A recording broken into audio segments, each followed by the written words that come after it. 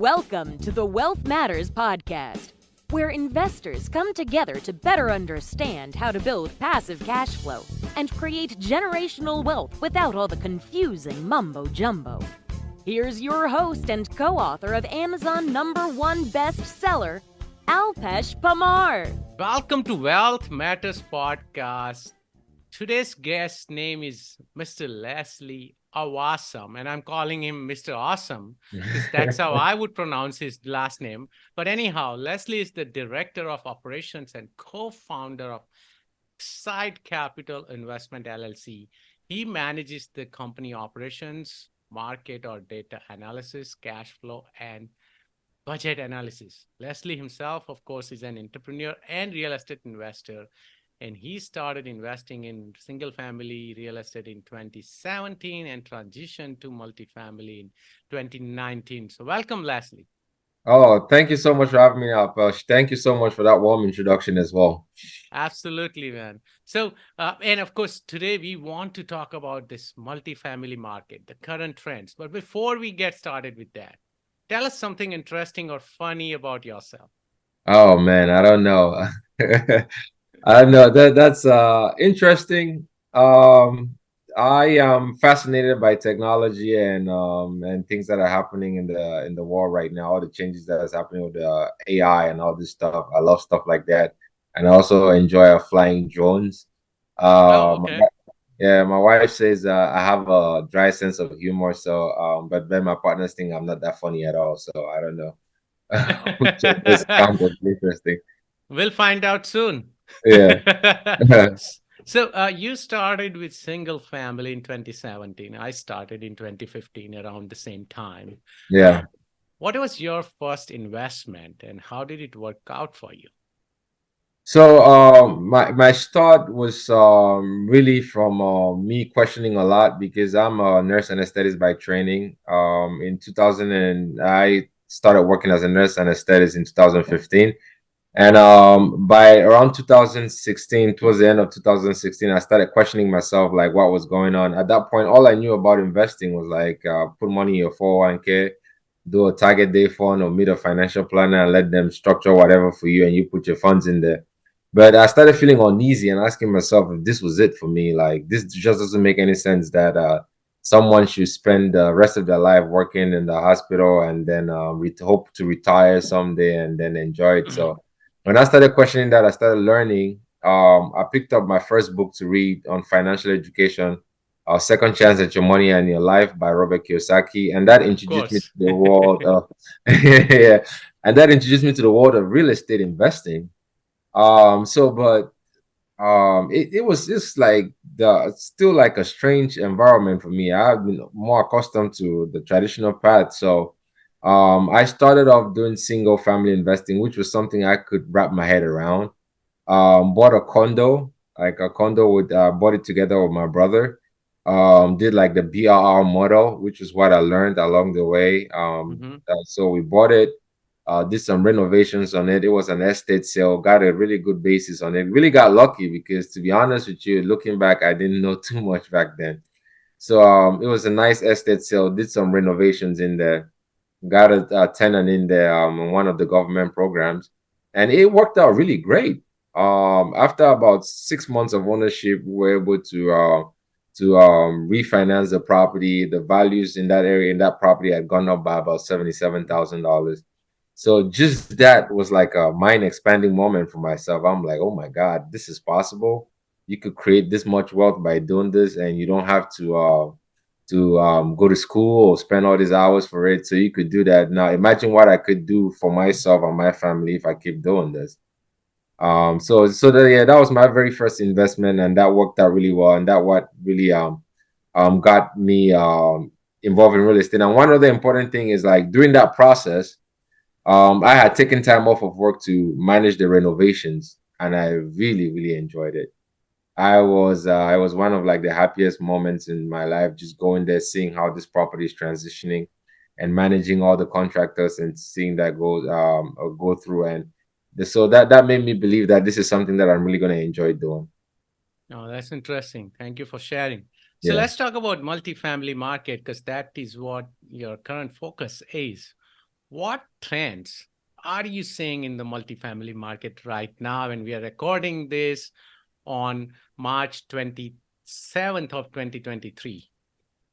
So from our perspective, we're starting to see more deals than we've seen over the last 2.5 months. Of course. Yeah, the market has been really, really, really, really dry because we are very aggressive. We believe that you could buy a good deal in every market. So we're always out there hitting the pavement looking for deals. And we have been and pretty much been reviewing everything that came to market, and there wasn't much. But over the last couple of weeks, we're starting to see a few more deals coming to market. But most of those deals are still not making sense. There still seems to be a disconnect between the sellers and the buyers. Prices have come down a little bit, but sellers still expect a higher premium for their properties. So what I'm seeing from our own experience at our own data sets is like increase in deal flow, price reduction a little bit, but now a few things might have changed with the events of last few weeks with the bank collapses, and then the Fed still going in and increasing the interest rates. Now, a lot of the experts are predicting there's probably going to be a reversion at some point during this year. So, who knows what's going to happen? I felt like we were on a trend where we're like, okay, deals are starting to come. We might see some good deals come. Then now you might be like, oh, maybe that price drop, like the 7 to 10% price drop that we've seen, it might be a pause to that. So who knows what's going to happen in the next few weeks? Seems like things are changing so rapidly that we can't keep up. So let's talk about the trends or try to decipher, right? So you said that what markets are you operating? So where are you seeing these deals? We've seen our deals in the southeast, searching heavily in the Atlanta area, Columbia, South Carolina, Charlotte, North Carolina, and the surrounding markets. And when you say the deals are coming, means the sellers are ready to sell, or you're seeing that the cap rates are expanding?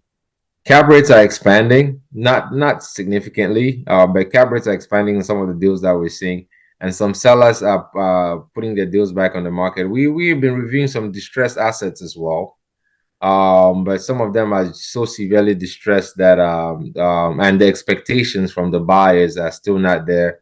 That will make sense for us to go after. So when you say distress asset, what kind of distress? So they are in like despair, they are in really bad condition, or maybe just tenants are not paying, or a little bit of both, not physical despair, more like operation side, tenants not paying, seeing a tick up in delinquency, reviewing assets with negative NOI, where the vacancies are quite high, delinquency is high, the operators are not pulling in enough to even make debt service payments. So we're seeing that we actually closed on an asset in December that here in Baltimore, that was like more of an operations kind of situation where it's in a high quality area, but the management wasn't doing a great job. That management that we took over from, and that we are transitioning that asset and getting it back to fully stabilized right now. But the things that we're seeing 2 months in some of these markets in the southeast that we're looking at, some of the distress assets that we looked at, it's in so bad of a management situation that the sellers will have to be a little bit more realistic in their price expectations. so. And I'm surprised that especially the rents have gone up in Southeast, and that's where I invest as well. We buy mobile home parks in Atlanta through all the way to North Carolina and South Carolina, right? And right now that we are still seeing some deals, but they are not distressed. Of course, there is operational efficiencies, but they are not in bad condition. So I'm surprised in multifamily you are still able to find those kind of distressed assets in some of those hot markets or high growth markets. So, the I guess the tendency is like when the market is hot and everything is going up, sometimes you could get into assets without having like one of the assets we saw, it's being managed, it's being self-managed by the owner. Okay. And it's like the first asset that they own in that market. So they're struggling with managing it. So there's always a story behind it. Right. We're getting to see a few of those right now.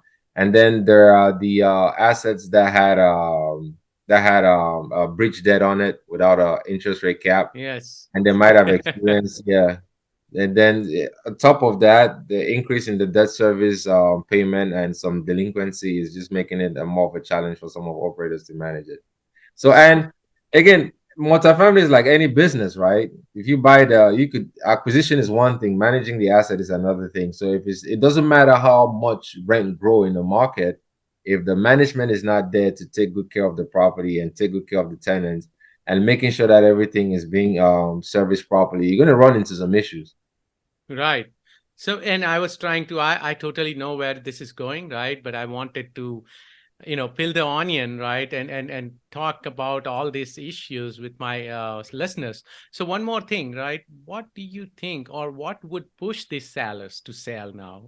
I know the things have totally changed, but they are still not accepting the change.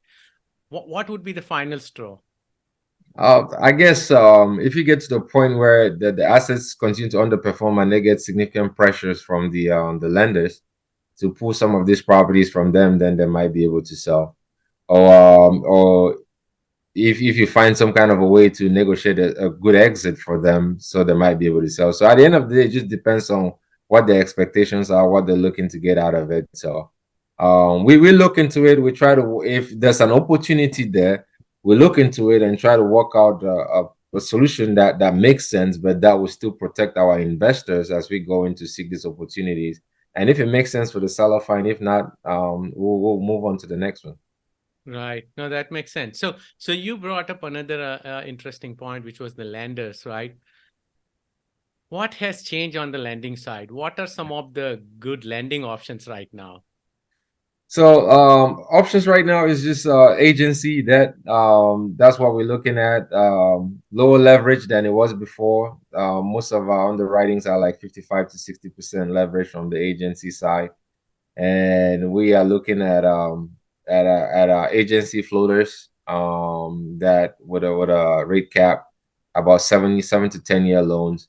And there's also options for like the fixed rate debt as well, but we do anticipate that the interest rates are going to drop down in the months ahead. So we are good with the floater products.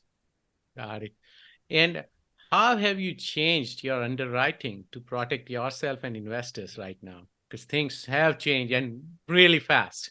Absolutely, things have changed really fast. It's funny because 12, 18 months ago, you I was seeing people underwriting with rent growth of like 10, Oh, 14% yeah.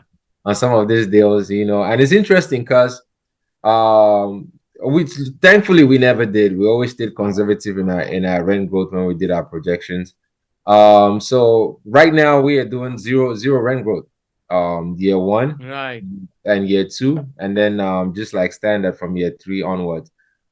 Staying very conservative and just thinking back at like looking back, let's say 18 months ago, if we had been underwriting like the 10-15% rent growth year two, year three, and now we're seeing in some markets where rents are actually stagnant, or in some localities rents are actually declining, you'll be struggling to maintain those projections right now.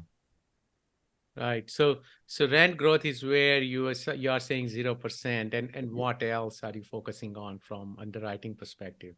We are being very conservative on like with keeping track of the delinquency in the market. Depends on the kind of asset as well.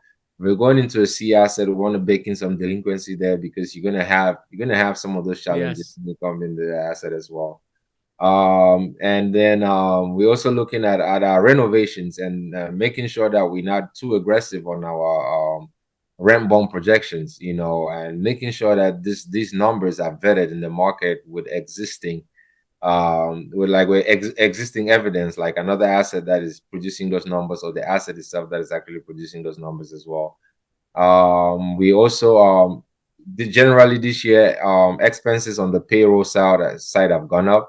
Expenses on like renovation costs have gone up. So, and we also are underwriting a good amount of reserves in any of these deals that we're going into, just in case we come into the recession comes in and lasts a little bit longer. We should have enough reserves to be able to sustain the assets. I agree. So let's talk about this. Do you think there will be a lot more opportunities in Q3 and Q4? I wish I had a magic ball to tell you no or yes, but I honestly do believe so. One of the things I'm keeping track on, which is not necessarily in the multifamily side, is on the office side. There are a lot of loans on the office side on the books of a lot of banks that are coming in due in the next few months, and we might see some distress on that side. And I just believe that negative feeling in one side of the real estate side might transfer a little bit over to the multifamily side as well. And there's still a lot of loans that are coming due later on this year or at some point this year. There are a lot of business plans that have come to fruition. So I think there's going to be more deals towards the end of the year for sure. As I'm an optimist, so I always believe there'll be more deals. So Yeah, no, as I said, keeping my fingers crossed as yeah. well. So, what are some of the mistakes you have made with your investments? I'll say one key mistake we made in one asset, we ended up not buying the asset, ended up having to pull out is we went after an asset without necessarily going in that walk in the market. Had a LOI accepted and had things starting to move. Then before when we went out there to do more digging and look at the market, it wasn't really a good market I wanted to invest in. It looked good on paper, but when you go over there in person and you talk to the people, you see that the market was transitioning in the wrong direction. So that was one key learning factor to make sure that before we go into any new market, we go in there, spend some time with the locals, walk the areas, walk the properties, then before we move forward. That makes sense. What has been your best deal so far? Best deal so far is the deal we exited on in December of 2022. This was Perfect timing. I know. So we purchased this deal April of 2021 for $12.55 million and exited 21 months later for about 18 million. And we were able to return 29% average on our returns to our investors. The deal did really well. From the operation side, we did a great job at increasing the NOI, decreasing the expenses. And then that was just bolstered by the rent growth and everything that was going on at that time. So we were able to fulfill our business plan over a short period of time and exit. That's awesome. Now let's talk about the worst side, right? What has been your worst deal? Worst deal? So I haven't been in the multifamily space long enough to really have like a significant negative experience. We've had some challenging deals. I'll have to say like one of our deals where we're doing like a total renovation plan on it and transitioning the property. We do going in, we had some delinquency issues and had to transition that and had to transition the staff over there as well. So that has been our greatest challenge so far. So I haven't had a long enough experience to really pinpoint to something that I would say is our worst deal so far. Oh, that makes sense. So I think this was great. Thank you so much for sharing a lot of golden nuggets. Are you ready for fire round? Let's do it. Let's do it, man. Would you be changing any business or investment strategy because of inflation or recession? No, I'm just so grateful that I'm in the multifamily space. If I wasn't, I would be getting into the multifamily space because of inflation and recession. That's awesome. Favorite investment, real estate, or business book? Ah, man, I read so many books in real estate and investment. So sometimes it's tough to pinpoint which one is my favorite. It's usually the ones that I just read recently. E-Myth, the E-Myth Revisited. Oh, Yeah, yes. it's one that I'm reading right now, and I love it. It's a great book. Okay, you Yeah, reminded me. I read it like 3, 4 years ago, so I got to revisit it.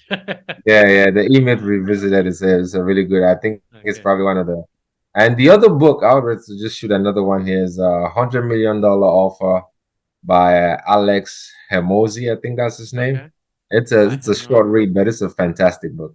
Okay, I have not read that one or heard about it, so I'm gonna make a note. Yes, Any tool or website you recommend or you cannot live without? ChatGPT. I know this is new, but that thing is fascinating. It's just Yes. amazing the capabilities that it has, and I've been using it a lot lately, and I love the platform. Oh, that's awesome. So even though this is a fire round, Yeah. And I love ChatGPT myself as well. Uh-huh. But no other guest has spoken about it. So can Uh-huh. you elaborate on what all do you do on ChatGPT right nowadays? So ChatGPT just helped me to be more creative, right? I think it just augments our potential as human beings because some of the mundane tasks that you can take a lot of time, it just helps you get through it. So it helps me with like creating. If I'm coming up with an idea, for example, on like my LinkedIn post, for example, I'm not someone that is good at social media management, but I do understand I have to give value and continue to do that. So I build out my posting schedule and do all of that with the help of ChatGPT. I use that a lot. For writing like emails or coming up with ideas or newsletters for our business and everything, we use it as well. We started playing with it too on the modeling side of Excel. It's fascinating the power that it has to come up with like Excel formulas that you could just pull out of it and then you use it on your template. So I'm playing with it for multiple uses. Most of it right now is writing and modeling, and it's amazing, especially the upgrade of ChatGPT. It is amazing the power that that thing has. So Oh, it could I be like love a it. yeah, it could be like a huge add-on for anyone in their business. So I love it. Sure. That's awesome. Thank you for sharing that. Any advice for beginner investors? I'll say take a plunge, get started. Don't get carried away by the negative news cycle that we are in right now. These are the moments where you find some of the greatest opportunities. If you could just keep your mind open to opportunity, because when things are changing, a lot of people just get carried away with the negativity and not move forward. Now is your best time to get in, find great assets, buy for cash flow, and then just hold on for long term, and you're gonna do well. You're muted, Apesh. That's great. How do you give back? Ah, man, I love giving back. I love one of the ways I give back is by teaching and mentoring others. Another way we give back, which is like has been like a life changing for us, is we participate with an organization called Operation Stand, Walk, and Run. As XSITE Capital, we travel back to disadvantaged areas to go do joint replacement surgeries. Nice. Our CEO is an orthopedic surgeon. I am a nurse anesthetist by training. So we actually go there with the team to perform these surgeries where we replace people's hips and knees for free or for a very limited cost. And that's one of my favorite ways of giving back because you see the immediate impact of having somebody coming into the clinics almost crawling and then walking out standing on their 2 feet, and to understand that you had some kind of small role to play into that, it's a tremendous feeling to have. I enjoy doing that for sure. That's amazing. How can my listeners reach out to you? The best way to reach out to us is to get started. Just go on our website, which is www.xsite. That's X as in xylophone, SITE, xsitecapital.com. Right there, you'll be able to get in touch with myself or any one of my founders. And please reach out to us. If you have any questions, anywhere we could be of value to you, reach out. We love connecting with other like minds. Thank you so much, Leslie, for your time today. Thank you, Alpesh. Thank you so much for having me on your platform. Absolutely. Thanks for listening to the Wealth Matters podcast. If you enjoyed it, please leave us a 5-star rating on iTunes so others can enjoy the show too. Have a great week and happy investing!